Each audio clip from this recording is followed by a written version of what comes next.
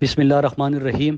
میرے پاکستانیوں، آپ سب کو پتہ ہے کہ آج عمران خان جن کی زندگی کو شدید خطرہ ہے، اس کے باوجود عدالتوں کے احترام میں پیش ہوئے، ضمانت بھی منظور ہوئی، لیکن اس کے باوجود چند لوگوں کی اناؤ کی تسکین کی خاطر نہ صرف عمران خان کو گرفتار کیا گیا، بلکہ جس ٹانگ پہ عمران خان کی گولی لگی تھی اس پر ڈنڈے برسائے گئے، تشدد کیا گیا، ان کے سر پہ چوٹ راڈ مارا گیا، اس سے چوٹ آئی۔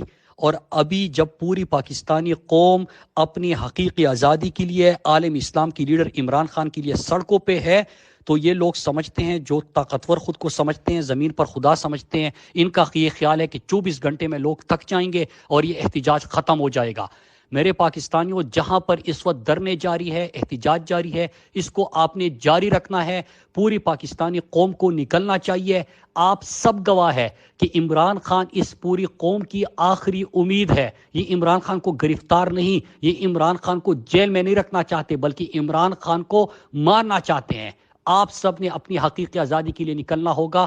ان جھوٹے خداؤں کو، جو زمین پر خود کو خدا سمجھتے ہیں، ان کو بتانا ہوگا کہ آپ کے فیصلے نہیں ہو سکتے، کہ بند کمروں میں بیٹھ کے کسی کی زندگی کا، پاکستان کے مستقبل کا، ہمارے بچوں کے مستقبل کے فیصلے آپ کریں۔ آپ کو کھڑا ہونا پڑے گا۔ اور یہ جو لوگ سمجھ رہے ہیں کہ 24 گھنٹے بعد لوگ تھک جائیں گے، آپ نے تھکنا نہیں ہے میرے پاکستانیوں۔ آپ نے بتانا ہے کہ انقلاب ہمارے دروازوں پہ دستک دے رہا ہے، پاکستان بدلنے والا ہے، اور انشاءاللہ پاکستان بہت جلد بدلے گا۔